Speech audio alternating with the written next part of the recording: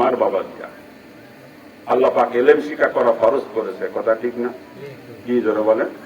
ছেলে মেয়ে না শোনা, কথা না শোনার কারণ সম্পর্কে আলোচনা করতেছিলাম। 1 নাম্বার কারণ সুন্নাত তরিকায় মা বাপের বিবাহ না হওয়া।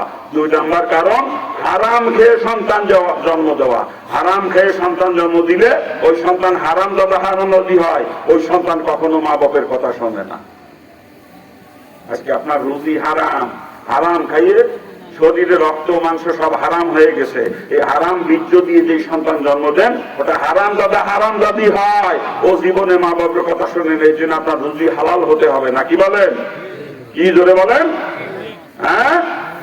3 নাম্বার কারণ ছেলে মেয়ে কথা না শোনার পিছনে বেপর্দা মহিলার গর্ভে কখনো নেক সন্তান জন্ম নেয় না। বেপর্দা মহিলার গর্ভের সন্তান কখনো মা বাপের কথা শোনে না, মা বাপের খেদমত করে না। কি কথা ঠিক কিনা? এই জোরে বলেন ঠিক কিনা? এই জন্য 4 নাম্বার কারণ সন্তানের প্রতি কিছু দায়িত্ব আছে মা বাপের, যে দায়িত্বগুলো আমরা বিস্তারিত আমি আজকে আলোচনা করব না। লোকজন চলে যাচ্ছে, আস্তে আস্তে অনেক লোক চলে গেছে, লোক কমে গেছে। আপনারা উঠে চলে যাবেন, কি থাকবে দেওয়া? হ্যাঁ, সন্তানের কিছু দায়িত্ব আছে মা বাপের, যে দায়িত্বগুলো যথাযথ পালন করি না, যার কারণে অধিকাংশ সন্তানকে জাহান্নামী মা বাপের নাফরমানি করতেছে, কথা ঠিক না? এই দায়িত্বগুলোর মধ্যে 7টা দায়িত্ব মোট, তার ভিতরে 6টা হলো সুন্নাত আর 1টা দায়িত্ব ফরজ। এই একটা ফরজ দায়িত্ব সম্পর্কে আলোচনা করব। যে দায়িত্বটা কি? সন্তানকে ইলমে দ্বীন শিক্ষা দেওয়া। কি? ইলমে দ্বীন শিক্ষা দেওয়া। খালি ছেলেকে ইলমে দ্বীন শিক্ষা দিতে হবে তা না, ছেলে মেয়ে উভয়কে রাসূলের পরিষ্কার হাদিস তালাবুল ইলমি ফারিদাতুন আলা কুল্লি মুসলিমি ওয়াল মুসলিমাত, মুসলমান সে নর হোক আর নারী হোক তার জন্য ইলমে দ্বীন শিক্ষা করা ফরজ। আর সন্তান ছেলে হোক আর মেয়ে হোক তাকে ইলমে দ্বীন শিক্ষা দেওয়া আপনার উপরে ফরজ দায়িত্ব, কথা ঠিক কিনা? আপনার একটা সন্তানকেও যদি ইলমে দ্বীন থেকে আপনি বঞ্চিত করেন, আপনি কিয়ামতের ময়দানে ফরজ তরফের গুনাহগার হিসেবে জাহান্নামে যাবেন। প্রত্যেকটা সন্তানকে আপনার ইলম শিক্ষা দিতে হবে, এটা ফরজ দায়িত্ব আপনার প্রতি, কথা ঠিক কিনা? কি ধরে বলেন ঠিক কিনা? একটাকে দেবেন শিক্ষা, একটারে মাদ্রাসায় পড়াবেন, আর একটারে ইলমে দ্বীন মোটেই শিক্ষা দিবেন না, এটা না। হ্যাঁ, মুফতি মুহাদ্দিস বানাইতে হবে তা না। যদি বানাইতে পারেন মুফতি মুহাদ্দিস আলহামদুলিল্লাহ, কোরআনের হাফেজ বানাইতে পারেন আলহামদুলিল্লাহ, সমস্যা নাই। কিন্তু তা যদি নাও বানাইতে পারেন সমস্যা নাই, কিন্তু জীবন ইসলামের উপরে চালাইতে গেলে যতটুকু এলেমের প্রয়োজন এটা শিক্ষা দিতেই হবে, এটা ফরজ। আপনার সন্তান সে যাতে ইসলামের উপরে জিন্দেগি চালাইতে পারে এই জন্য তার যতটুকু এলিমেন্ট প্রয়োজন এতটুকু ছেলে হোক আর মেয়ে হোক তাকে শিক্ষা দিতে হবে।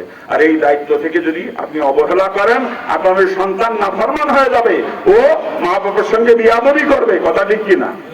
হ্যাঁ, এই 4টা কারণে ছেলে মেয়ে মা বাপের কথা শোনে না। 1 নাম্বার মা বাপের বিয়ে সুন্নাত তরিকায় না হওয়া। 2 নাম্বার হারাম খেয়ে সন্তান জন্ম দেওয়া। 3 নাম্বার বেপর্দা মহিলার গর্ভে সন্তান জন্ম নেওয়া।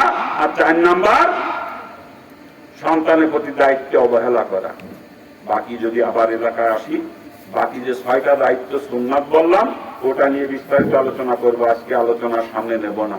এখন যে কথা বলতেছিলাম, ইলমে দ্বীন শিক্ষা দিতে গেলে যদি আপনি ঘরে রেখে একজন শিক্ষক রেখে শিখাইতে পারেন, তবে মেয়েকে শেখানোর জন্য মহিলা শিক্ষিকা রাখতে হবে, আর ছেলের জন্য পুরুষ শিক্ষক, কথা ঠিক না? আর যদি মেয়ে ছোট থাকে, এখন তার উপরে পর্দা ফরজ হয় নাই, তাহলে সে পুরুষ শিক্ষকের কাছে শিখতে পাবে, নাকি গান? কি ধরে বলেন? কিন্তু যদি তার পর্দা ফরজ হয়ে থাকে, এই বয়স হয়ে থাকে যে পর্দা ফরজ তার উপরে, তাহলে ওই মেয়েকে আপনি মক্তবে পাঠাইতে পারবেন না। ওই মেয়েটাকে মক্তবে পাঠাইতে পারবেন না হুজুরের কাছে শিখার জন্য, তাহলে কিন্তু হারাম হবে, একেবারে কবিরা গুনাহ হবে। ওই এলেম শিক্ষা ফরজ আদায় করতে যাইয়ে আপনি পর্দার ফরজ তরক করতেছেন, কথা ঠিক কিনা? কি ধরে বলেন ঠিক কিনা? যেই মেয়েটার উপর পর্দা ফরজ হয়ে গেছে ওকে মক্তবে পাঠানো যাবে না, ওকে একজন মহিলা শিক্ষিকা রেখে প্রয়োজনীয় এলেম শিক্ষা দিতে হবে, কথা ঠিক না? আর পর্দা ফরজ হওয়ার আগ পর্যন্ত ছেলে মেয়ে সকলকে মক্তবে মাদ্রাসায় পড়াইতে পারবেন, পড়াইতে হবে, এটাই শরীয়তের নির্দেশ, কথা ঠিক কিনা? জোরে বলেন ঠিক কিনা? এই জন্য প্রত্যেকটা মহল্লায় মহল্লায় একটা কোরআন শিক্ষার এই মক্তব হওয়া দরকার, কথা ঠিক কিনা? আপনাদের এলাকার যুবক ছেলেরা উদ্যোগ নিয়ে একটা মক্তব করছে, আপনারা এতে খুশি না বাজার? খুশি না বাজার? কারা কারা খুশি একটু হাত তোলেন তো আমি দেখি। কারা কারা খুশি একটু হাত তোলেন। ওই মুরব্বী মনে হয় খুশি না, মুরব্বী হাত তোলে না। হ্যাঁ, ও মুরব্বী মনে হয় খুশি না, হাত তোলে নাই। হ্যাঁ মুরব্বী আপনি কই যান? আমি তো শেষ করে দিচ্ছি। এখন কই যান? এখন দোয়া হবে। দোয়া না করে যায় যারা, তারা মুসলমান না। মুসলমানের জন্য দোয়া দরকার। অলিবদ দোয়া লাগে না, অলিবদ চলে যেতে হবে দোয়া না করে। কি কথা ঠিক না? কি দরকার? আমি তো মুসলমান, আমার তো দোয়া দরকার। কথা ঠিক কিনা? যদি মুসলমান দোয়া না করে যায় না, অলিবদ যায় যা, মুসলমান দোয়া না করে যায় না। আমি এখনই দোয়ার দিকে যাচ্ছি। দোয়ার আগ দিয়ে একটা কথাই যে মক্তব্যটা পড়ছে বাচ্চারা, এই মক্তব্যের জন্য অবাজান আচ্ছা দুনিয়া থেকে যাওয়ার সময় জমি জায়গা বাড়ি গাড়ি ব্যাংক ব্যালেন্স যে যা করছেন ওগুলো নিয়ে কবরে যাবেন কিরা কিরা? হাত তোলেন তো। হ্যাঁ কিটা কইছে? হাত থাকবে কইছে কিটা? সব থাকবে কইছে কিটা? না আল্লাহ পাই নাই, মিথ্যে কথা কেন? যা জানেন না তা কইেন না, না যা কইেন জানেন না তা কইেন না, যা জানেন না তা বলেন না। আল্লাহও পায় না এরকম কথা, রসুলও পায় না যে সব করে থাকবে, খালি হাতে যাওয়া লাগবে। কইছে কিটা? আজকে যে 1 শতক জমি চাইলো মাদ্রাসার জন্য, ওই 1 শতক জমি যদি মাদ্রাসায় দিতেন, ওইটা আপনি নিয়ে কবরে যাইতেন। ওইটা আপনি নিয়ে কবরে যাইতেন। এই 2000 টাকা দিয়েছেন মাদ্রাসায়, ওইটা নিয়ে কবরে যাইতে পারবেন। আর যেটা করিয়ে ফিরিয়ে যাইতেছেন বাড়ি গাড়ি জায়গা সম্পত্তি, ওইটা আপনার সাথে যাবে না। ওইটা পড়ে থাকলে দুনিয়ায় আপনি ওগুলো ফিরিয়ে চলে যাবেন। কথা ঠিক না? কি ধরে বলেন ঠিক কিনা? কি মুরব্বী আমার কথা কি বুঝতে পারছেন? আমার কথা বুঝতে পারছেন? যেই টাকাটা দিনের রাস্তায় ব্যয় করবেন, ওটা আপনার আখেরাতের ব্যাংক ব্যালেন্স। কবরে যাওয়ার সাথে সাথে ওইটা আপনি পাইবেন। কথা ঠিক না? সবাই জান একটু 1 শতক জমি, এই যে এত জমি জায়গা আপনার, সব তো নিয়ে যাবেন কবরে যাওয়ার সময় নাকি? হ্যাঁ, একটু নিয়ে যাওয়া দরকার না? একটু নিয়ে যাওয়া দরকার না?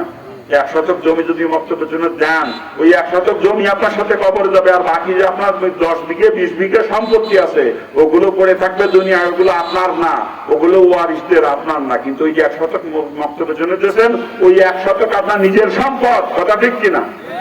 যারা বলেন ঠিক কিনা? তার নিজের সম্পদকে ভালোবাসেন।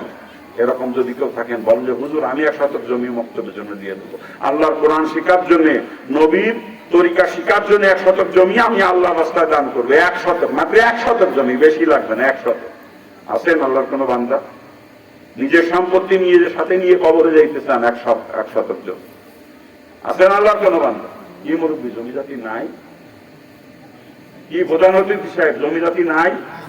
1 শতক জমি দিয়া যায় না মক্তবের জন্য? হ্যাঁ, আপনার নাই? আছে কম।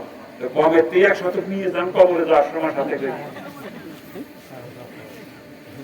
1 শতক জমি নিয়ে কবরে যাইতে চান? 1 শতক জমি নিয়ে কবরে যাবেন, এরকম কেউ নাই জায়গা যে হুজুর আমি 1 শতক জমি নিয়ে কবরে যাবো? আছেন? কেউ আছেন? কেউ আছেন যে হুজুর আমি 1 শতক জমি নিয়ে কবরে যাবো? 1 শতক জমি দেবেন মক্তবের জন্য? পারবেন না কেউ? কি পারবেন না? আমি না হিন্দুর বাচ্চা, আমি হিন্দুর বাচ্চা। মুসলমান হয়েছি 35 বছর, 30 বছর দিয়ে ওয়াজ করতেছি, 30 বছর ধরে। এই 30 বছর আমার বক্তা জীবন, 30 বছর কোটি কোটি টাকা 2 হাতে কামাই করছি মুসলমানের পরেও। বাপেরটা ভেজেতে চলে আসে। আমার বাপু দেশের ধনী একজন শিল্পপতি, আমার বাপ দেশের বড় একজন শিল্পপতি, কোটি কোটি টাকার মালিক, সব ফেলেতে চলে আইছি। কিন্তু তাই বলে আমি ভিখারি হয়ে যাই নাই। মুসলমান হওয়ার পরেও আল্লাহ পাক এই হাতে কোটি কোটি টাকা দিয়েছে, কোটি কোটি টাকা। কিন্তু আমি একটা টিনের ঘরে বাস করি, একটা টিনের ঘরে বাস করি আমি। আমার বাড়িতে টিনের ঘর, একটা ছাদ দেওয়া ঘরও আমি বানাই নাই। এই কোটি কোটি টাকা কামাই করে যদি চাইতাম, ওরকম 15-20 বিঘে জমি, 30-40 বিঘে জমি কিনা আমার জন্য কোনো ব্যাপার ছিল না। কথা ঠিক না? মাত্র 15 শতক জমি কিনে একটা বাড়ি করছি, আর টিনের ঘর করছি। আর এই যে কোটি কোটি টাকা কামাই করছি, 3টা মাদ্রাসা করছি আপনার দোয়া করতে। আমার বর্তমান প্রতিষ্ঠিত মাদ্রাসা 3টা, এবং 3টা আমি নিজেই দেখাশোনা করি, পরিচালনা করি। একটা মাদ্রাসা দাওরা হাদিস পর্যন্ত, আর একটা মাদ্রাসা জামাতে শরে বেকায়া পর্যন্ত, আর একটা মাদ্রাসা শুধু হেফজখানা এবং নুরানি। 3টা মাদ্রাসা আমি নিজে প্রতিষ্ঠা করছি, নিজে পরিচালনা করি। আমি একটা হিন্দুর বাচ্চা, আমি বুঝলাম, আপনারা বোঝেন না। এখন চক্ষু বন্ধ হয়ে যাবে।